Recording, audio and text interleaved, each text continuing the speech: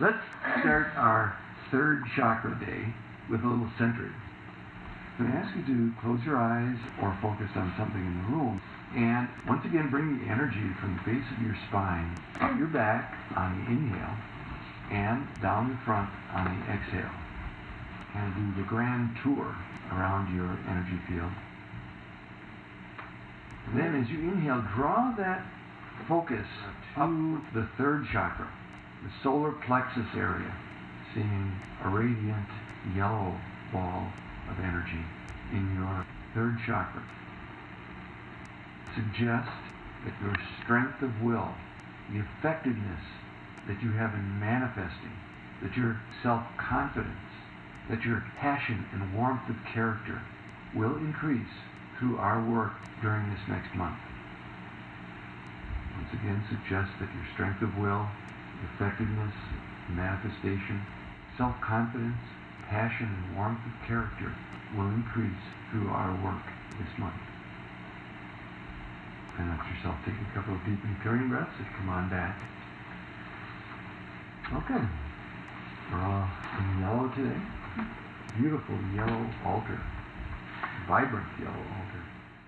I'm now going to go through the material around the third chakra. We're going to take notes on some of the questions that are asked during this. So I suggest that you have paper and pencil ready as I go over the third chakra material. So as Anodea suggested, in the progression from earth to water to fire, we go from the grounded body to the flowing emotions and now generating energy. The energy rises into the third chakra with the potential to become power, to build strength and develop our will. This directs your actions and propels your vehicle down your life path. Power gives us the ability to carry out a task, to complete an action, or to make something happen. It governs the conversion of the metabolic energy in the gut. That's like the furnace, the boiler system for our body, the powerhouse. And it's where the mastery of the body energy through the direction of universal love energy rather than absolute control or fear. We're looking for a personal power that comes from a mastery over our energy through the direction of universal love rather than trying to exert our power through control or fear. So if my power comes from fear, then I have to make sure everyone is under my thumb. If my power is coming from love, I have a lot more latitude to trust that when I leave the room, it's not going to go into total disarray and everyone's going to throw things around and put nasty pictures of me on. So how to harness our energy without suppressing it, creating a strength of will so that this changes random circumstance in life into a desired outcome. Will is created through the integration of intention, which begins in the consciousness and filters down through the chakras, and energy generated by the body metabolism. So there's pure raw force coming up from the bottom, and then there's intention and clarity coming from the top, meeting in the third chakra. And that is power. Now, if we have just a lot of energy, but there's no intention, there's no clear direction of it, then it's just like, whoa, going out all over the place, getting dispersed and pissed away and pissed off. On the other hand, if there's all this pure loving intention, but there's no juice, it's really wimpy. Oh yes, I want to save the world, but unfortunately I'm sick today. When intention and energy are out of balance, will is weakened. If they are balanced, the power ensues naturally. So let's pay attention to the circumstances that enhance our energy and the ones that suppress it. Form a clear purpose as a focus for your will. Strengthen it through dedicated practice, consistently applied. Our job here is to train our impulses into a mastery that will serve us for the rest of our life. And that's how actually I'm taking this course.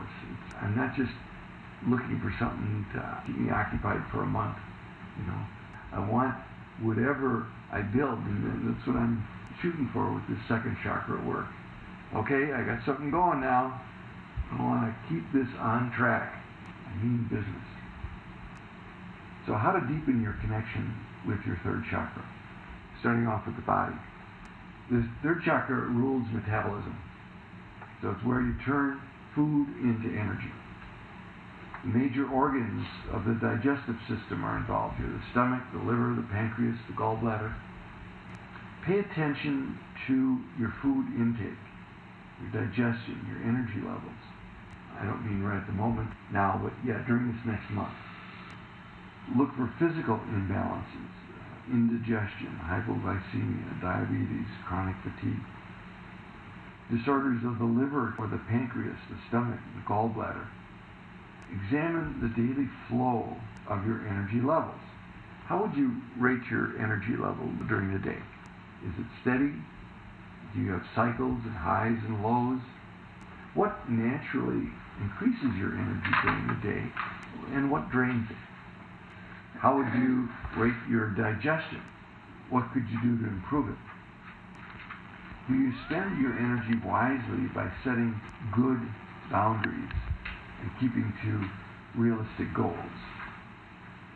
The endocrine gland associated with the third chakra is the pancreas.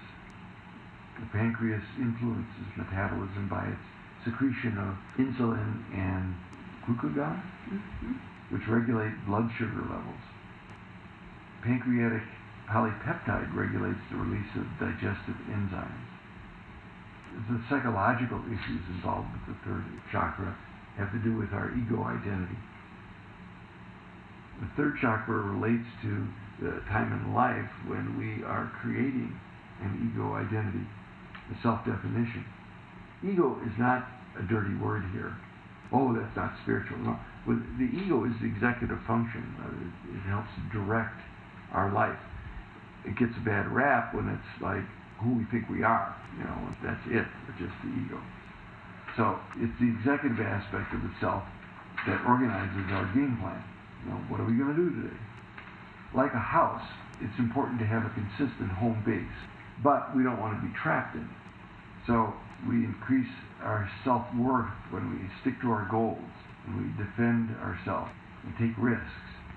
If the ego is weak, so is the sense of self shaky, poorly defined, wishy-washy. Well, wherever you guys want to go, I can make it to me. On the other hand, we can get overly attached to the ego, to interfere with your ability to outgrow your current self-definition.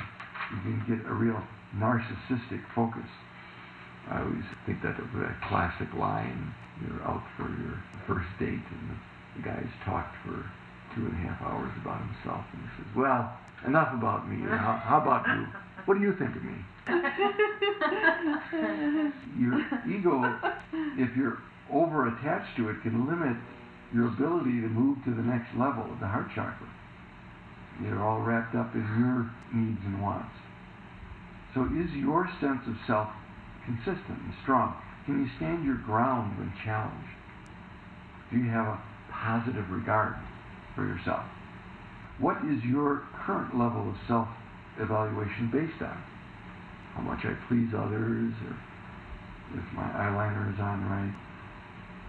Are you comfortable differentiating from others? Or do you want to just kind of blend in, go along with the crowd? Don't be noticed.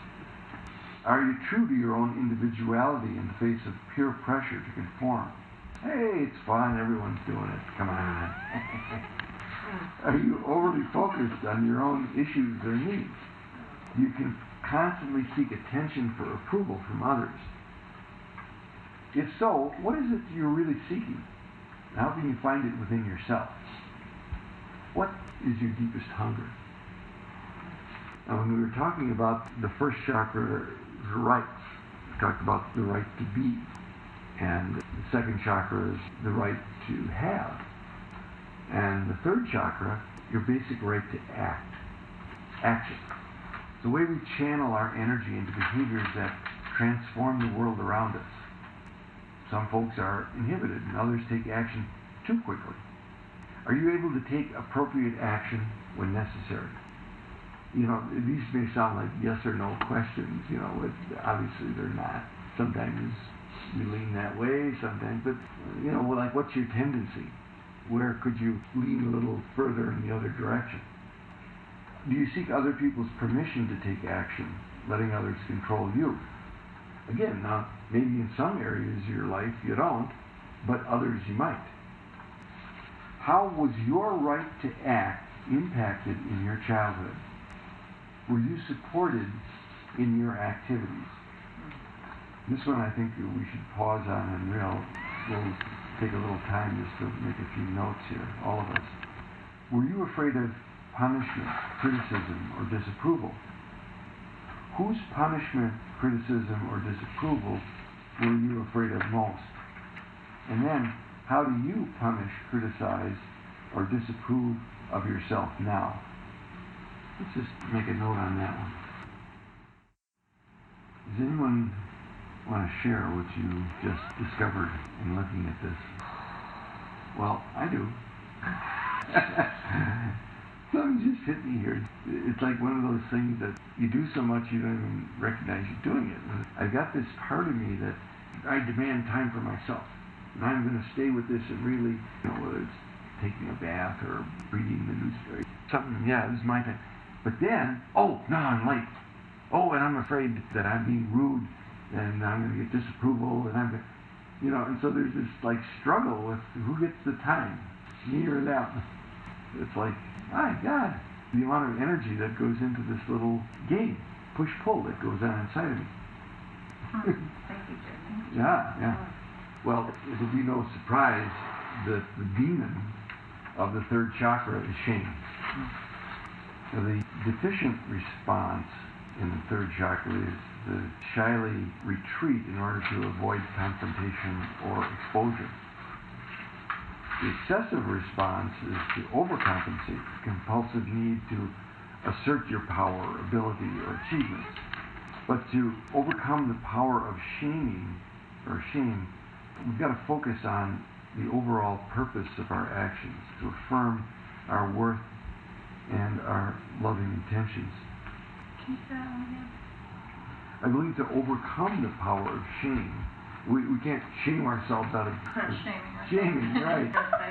Like, aren't you ashamed of yourself? Look at how much shame you're carrying. Shaming you for shaming. Yeah, and so you got to focus on the overall purpose or higher intention of our actions, affirm our worth and our loving intentions. So, are you troubled by frequent feelings of shame? If so, externalize these messages by writing them down. You never do it right. You don't have what it takes. You're not as good as everyone else. Once you've written these messages down, see if you can find their sources. Like, whose voices do these messages resemble? What were these people's agendas for you? Then, write down a more supportive message that might be closer to the truth. Reflect on this message whenever the shameful internal message arise. Just before, as we were doing our little writing exercise, I was getting my father's way of being disappointed. Just to say I'm pissed off or I'm angry, no. Disappointed. There's that sucking out of energy. You know? I mean, someone taking a whack at you, you can duck or something, you know. Or get mad back. Yeah. But disappointment is just like, wow. Oh, man. Or my mother's hurt. Again, sometimes that's more insidious than the anger, you know, which it's out front, you know what it's about, you can deal with it, but it's like, oh, you've hurt me so much. Makes me want to hurt you more. My father used to tell us how we hurt our mother. Oh, she could never tell us. Right. He would, your mother's really hurt. You should go apologize. I always hated that. Yeah. This is our time just to let it out, put it in the fire. Yes. Give it to the fire. Go with the old, make room for the new. Mm-hmm. So our behavior, conducting actions from a place of power and responsibility.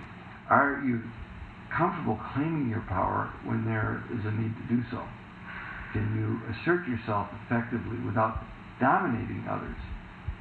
A lot of people I've seen, myself included at times, I don't want to appear overpowering, or I don't want to seem authoritarian. Oh, whatever anyone wants, this is great, But then when it finally gets to be enough, then it's time to assert yourself. Then it comes on like gangbusters. Then it's like the petty tyrant, comes out. So, like, what's in between here, Something in between being Mr. Milquetoast and Godzilla. Do you maintain healthy boundaries for yourself, saying no when you need to, and protecting that which is important to you? Oh, sure, you want to take my computer for a day?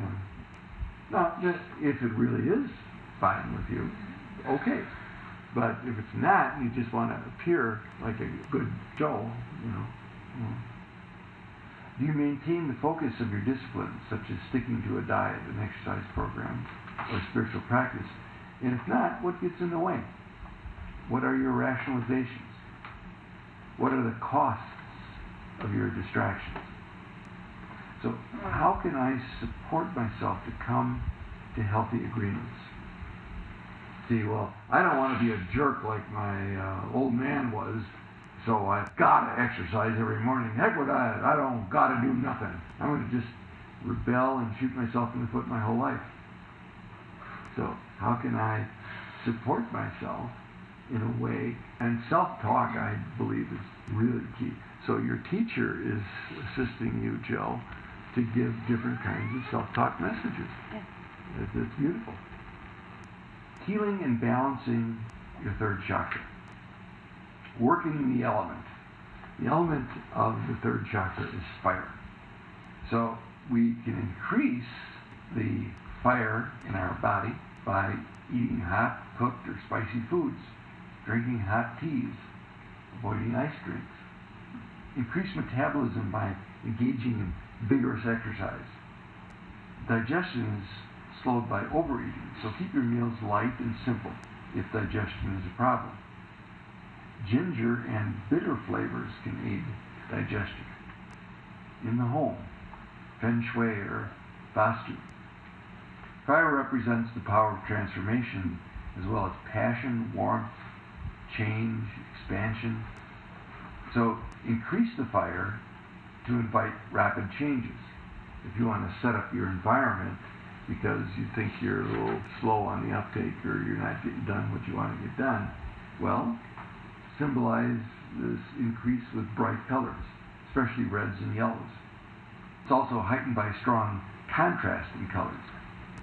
Fire is softened by monochromatic themes. High gloss paint moves energy more dynamically than flat finishes.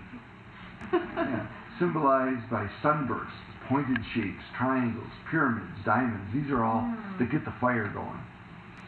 Objects or designs on objects, flower arrangements, crystals, window displays, mirrors, upward shooting plants. Wood energy, trees and plants support fire. Candles, lanterns, tea lights, fireplaces, wood stove, just increasing the amount of light in general. We had a class this morning, a pep class, and we're talking about the SAD, or the seasonal affective disorder, and the lack of light. It's like the fire is going out. What do you need to do to keep your fires burning? Activities to increase the fire in your life. Risk-taking. So power doesn't develop unless it's exercised. Take risks. Move beyond your comfort level. Sure, you're going to make mistakes and feel clumsy at times, but just looking good makes it difficult to move forward. Do you take risks in your life, and what happens when you do? Do you allow yourself to make mistakes as part of your learning process? On the other hand, you may think that you have too much fire in your life. You're just like, out there all over the place, burning the candle at both ends. How to decrease fire in your life? Well, softening contrasts, smoothing out triangles, increasing the water element. Too much fire can undermine tranquility and stability. It's difficult to concentrate, sit still, or to focus your will if you're burning up. So to decrease fire, well, avoid spicy foods, caffeine, or other stimulants. Take time to relax, to meditate, to breathe deeply, take time off. You feel anxious just sitting still? What happens when you aren't doing something? So take time to notice the feelings that arise in a moment of quiet. In your body, what happens to your third chakra when you sit? Does it collapse into your belly, rounding your shoulders, compacting your stomach? So just sitting up straight and make more room for your fire. How do you stand? Again, does it collapse or do you lift out of your pelvis? So practicing good posture and basic grounding too. What do you do when you're tired? Do you take time to adequately rest and refresh yourself? Or do you reach for an artificial stimulant? More coffee? Well, I don't do that. So pushing your energy system in all these ways can deplete it over time. Practices to strengthen your will. Set a reasonable intention at the beginning of the day and exercise your will and accomplish it. Now, here's something that I've noticed myself maligning recently, because I think it can be obviously overdone and you can become compulsive or type A with it. But it has really helped and it's been useful in terms of my own organization and focus, is make a list of what I want to do and check it off when I've done it. Still works. Completing a specific practice each day for a week or a month. So actually taking time to say, okay, I'm going to do this and follow through. It really helps also with the self-esteem and the identity. It's the third chakra. Now, since the third chakra has only soft tissue in front of it, it's crucially important for your belly to have good muscle tone. This supports your posture and your lower back and contributes to a sense of power and purpose. So let's look at the excesses and deficiencies in the third chakra. I direct your attention to the second page of your handout, interpreting excess or deficiency in the third chakra. Take heed. We're going to work with these right now. So, excessive characteristics: dominating, controlling, competitive, arrogant, ambitious, hyperactive, stubborn, driven, compulsively focused towards goal, attracted to sedatives. Deficient characteristics: passivity, lack of energy, poor digestion, tendency to be cold, tendency towards submission, blaming, low self-esteem, lack of confidence, weak will, poor self-discipline, use of stimulants. Balanced characteristics: responsible, reliable, good self-discipline, positive sense of self, confident, warm, energetic, spontaneous, playful, humorous, able to take risks. Is poor boundaries part of the deficient characteristics also? Yes, I would definitely say that. So let's then look at the next page and fill out the first three areas. Going over this list that I just read, look at what do you consider your strengths in the third chakra, your weaknesses, and what's important for you to focus on. Okay? Let's do this together. Let's complete the evaluation form, the final assessment on what your goals are, the tools, and your commitment. And again, we're going to do this easily and quickly, so we're not going to spend a long time on this. Just hit the nail on the head. What are your goals for your work in the third chakra?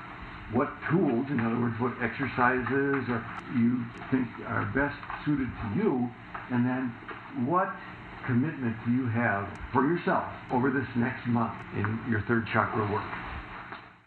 Thank you. Blessings to us all.